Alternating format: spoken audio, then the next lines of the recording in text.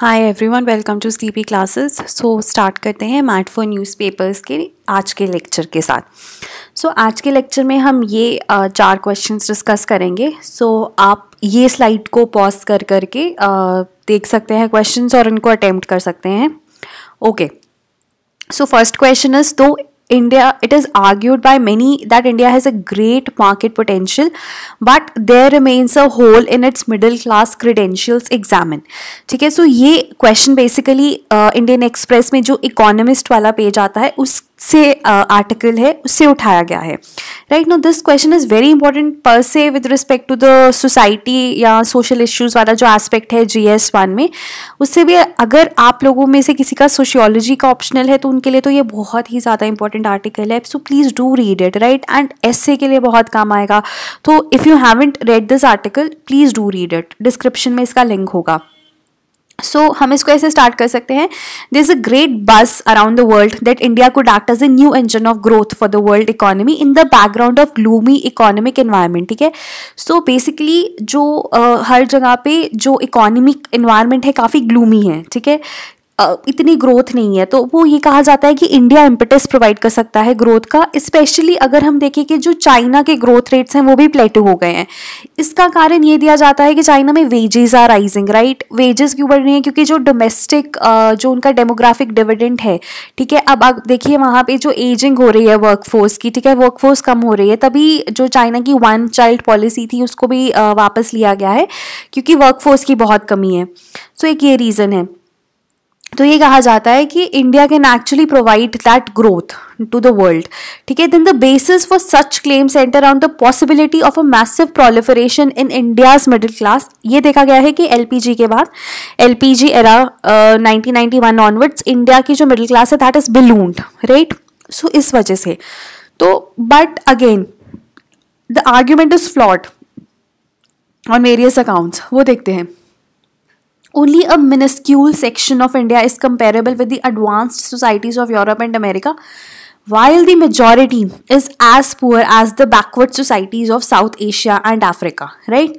So the chances of India developing a middle class to match the middle kingdoms are being throttled by the growing inequalities. ठीक है, major reason ये है कि inequalities बढ़ती ही जा रही हैं। ठीक है, बढ़ रही हैं inequalities.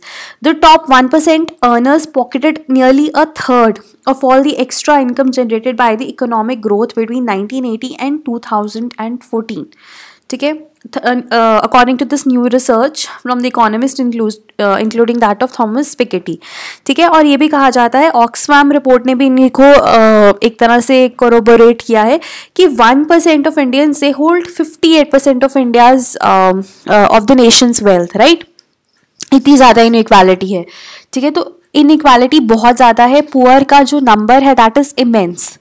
राइट, तो कैसे हम कह सकते हैं कि मिडिल क्लास एक तरह से है इंडिया में। ठीक है, उसके बाद then India has done a good job at getting those earning below $2 a day to $3 a day, but it hasn't matched other countries' record in getting those on $3 a day to earning $5 a day, those earning $5 a day to $10 a day and so on. तो जो India का increase है वो बहुत ही कम है।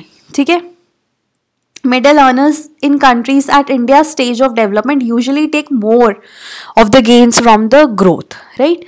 So बहुत ही ज़्यादा flawed है ये argument कि इंडिया प्रोवाइड करेगा ग्रोथ इंजन एक्ट करेगा क्योंकि उसके पास proliferating middle class है।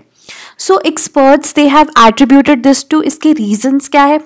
Decades of statist intervention met that when a measure of liberalization came, only a few were able to benefit from that. Right? और वही है क्योंकि थोड़े लोगों को benefit मिला है तो inequality बढ़ी है।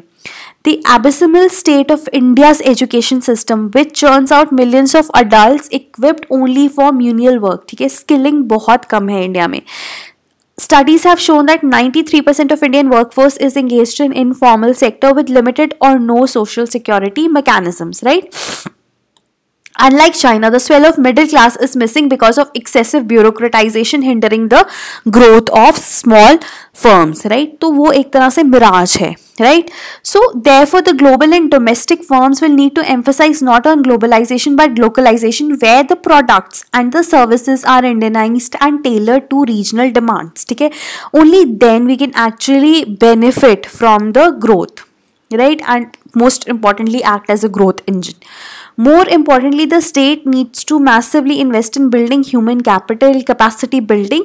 ठीक है, इसमें इन्वेस्टमेंट्स बढ़नी चाहिए स्टेट की, ताकि हम we can actually realise the opportunity of being the next workshop of the world, specially जब चाइना एक तरह से एक वैक्यूम क्रिएट कर रहा है, राइट? ओके, नेक्स्ट क्वेश्चन है discuss the evolution of India's relationship with Israel. बहुत ही ज़्यादा न्यूज़ में है because of the visit of the Israeli prime minister. So देखते हैं, राइट? अब पहली बात, इंडिया ने फॉर्मली रिकग्नाइज कर दिया था इजराइल को 1950 में, बट जो एम्बेसीज हैं, जो फुल फ्लेज डिप्लोमेटिक रिलेशनशिप है, दैट वाज एस्टैब्लिश्ड इन 1992 और अभी वो स्ट्रेटेजिक रिलेशनशिप तक पहुंच गया है.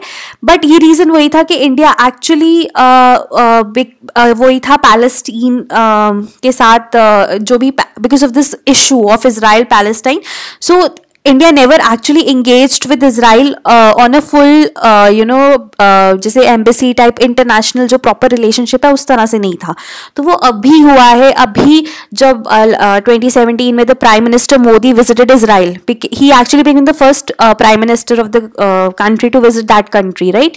तो वो एक तरह से हम कहते हैं कि de-hyphenated हो गई है foreign policy. पहले हमारी hyphenated होती थी कि if we are connected with the Arab world, ठीक है, we had good relations with the Arab world, so we obviously didn't want to annoy them, right?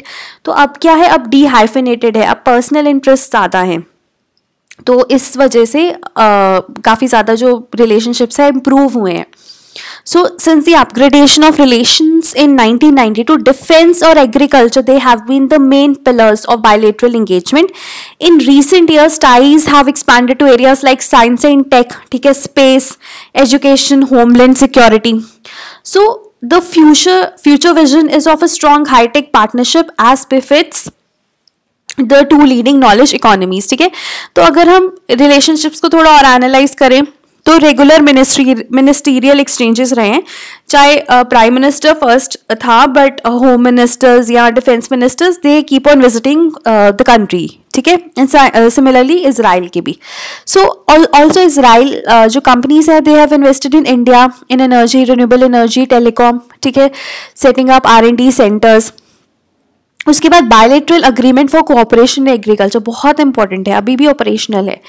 Then India has benefited from Israeli expertise and technologies in horticulture, mechanization, protected cultivation, right, orchard, canopy management, etc. Israeli जो drip irrigation technologies and products, they are now widely used in India. Then there is this engagement with respect to dairy farming also. Then Israel is considered a world leader in water conservation, ठीक है, and water recycle technologies. So we can actually learn a lot from Israel, ठीक है. They can also help us in our Clean Ganga project, ठीक है. Okay, sorry, this is not सो अभी जो latestly visit हुई है इंडिया और Israel की, so they have actually inked 9 pacts including that in cyber security, right. That is very important. उसके बाद डिफेंस टेक्नोलॉजीज हम लेते हैं इजराइल से, ठीक है. आर्म्ड फोर्सेस और डिफेंस पर्सोनल के बीच में रेगुलर एक्सचेंजेस हैं. प्रोडक्टिविटी, फूड सिक्योरिटी तो है ही. उसके बाद मिलिट्री एंड स्ट्रेटेजिक टाइज है, because Israel is the second largest source of defence equipment for India after Russia, ठीक है. सो हमने Barak 1 missiles and all that, they have been there. Then space collaboration है, because we have launched these 2 satellites, ठीक है, of Israel. Then terrorism के ऊपर हमारे पास we have this to call for strong, both countries have agreed to call for strong measures, ठीक है. So that is there. But issue है obviously, एक जो major issue है वो पैलेस्टीन के ऊपर रहा है, ठीक है. So it has always been this bone of contention between Israel and India. India has always upheld its moral obligations and has voted several times for the freedom of Palestine, ठीक है. But अब ये भी कहा जाता है कि Israel और इंडिया के लिए कि Palestine is secondary issue and not the main issue and not a bone of contention per se between India and Israel, right. So to mention, जब भी इंडिया इजराइल रिलेशनशिप आएगा तुम्हें ये मेंशन करना ही है that Palestine has been a bone of contention. But हाँ, हम ये भी देखें, कंक्लूजन में आप लिख सकते हो कि 1992 से लेके आज तक जो रिलेशनशिप्स है दे हैव स्टेडीली इंक्रीज्ड, ठीक है। सो और अभी we have a lot of हमारी जो ट्रेड है वो भी काफ़ी 5 बिलियन यूएसडी है 2014 में, तो काफ़ी ज़्यादा ट्रेड है।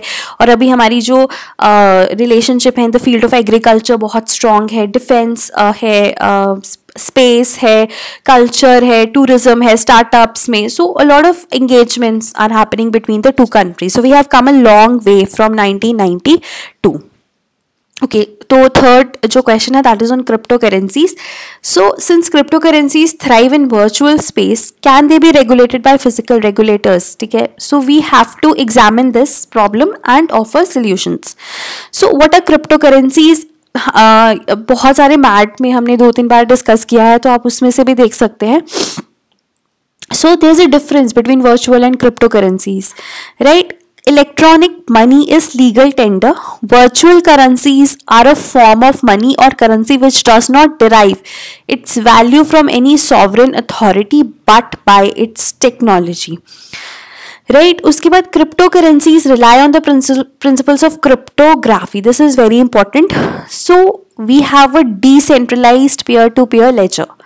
An important virtual currency, Bitcoin, is an electronic, right, peer-to-peer, fully decentralized cash system which does away with the need of a centralized entity. ये बहुत important है, ठीक है। ट्रांजैक्शंस दे आर आइडेंटिफाई और authenticated by technology such as blockchain, ठीक है। सो उसकी वजह से ऑथेंटिकेट होता है, बट इसके कंसर्न्स है, ठीक है, जैसे कि कंज्यूमर प्रोटेक्शन है ना, बहुत इंपॉर्टेंट। उसके बाद money laundering, financing of criminal activities, terrorist activities, anonymous funding, वही terror financing.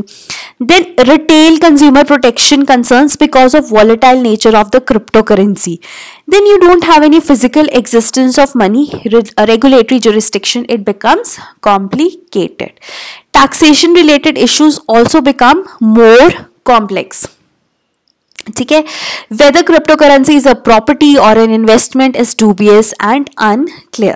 So question arises whether to ban them or whether they can be regulated in a foolproof way. So suggestions क्या हैं? See, the location of public-private key pair, the pseudonym identifying the transaction could serve as a basis of regulation. So you can regulate it on this basis, right? Then transactions and speculation, they can be controlled by controlling the exchanges of cryptocurrencies. क्या आप exchange कर लो कि volatility और जो speculation है वो थोड़ी कम हो जाए. Then exchanges can be made to follow KYC norms and other regulatory mandates. अगर exchange हो रहा है, transaction हो रही है, so it can be according to this KYC norms, which grants the investors significant protection while maintaining their privacy.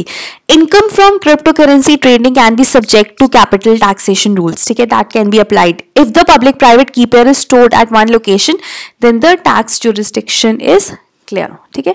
So ये कुछ regulatory mechanisms है जो follow हो सकते हैं, but again there are challenges. A physically non-existent public-private key could further be split into multiple components and spread across the globe physically and electronically. अभी हमने बोला कि location clear है, ठीक है, but वो क्या है, that could be split. So that is one problem. Then prevalence of remote servers. Then individual can transfer cryptocurrencies from their private wallet in country A to buy goods in country B through an exchange located in country C. So regulation is difficult because again the public-private key is split into multiple parts and stored at different locations. Then the applicable tax would need to be reconciled with the taxation law of all these locations. ठीक है, तो ये एक major issue है इसमें. तो way ahead क्या है? While the ability to mask identities while performing transactions in cryptocurrencies has led to suspicion, the reassuring part is that underlying technology of cryptocurrencies itself, blockchain. The transactions, they leave traces on every node of the system which stores the blockchain, which can be linked to real world identities using transaction graph analysis. ठीक है, governments, regulators ने need to ramp up their technology, their technical capabilities, their skills. Banning cryptocurrency mining or trading would eliminate the incentives to promote the blockchain technology. then it can also have positive spillovers in the field of healthcare, finance, governance and so on. तो थोड़ा complicated question है crypto currencies में, but हाँ बहुत important है कि regulation कैसे करें, तो वो काफ़ी ज़्यादा एस्पेक्ट्स इसमें कवर हो जाते हैं. लास्टली हमारा क्वेश्चन है, majority of Indians are honest and ready to embrace a rules based regime, do you agree.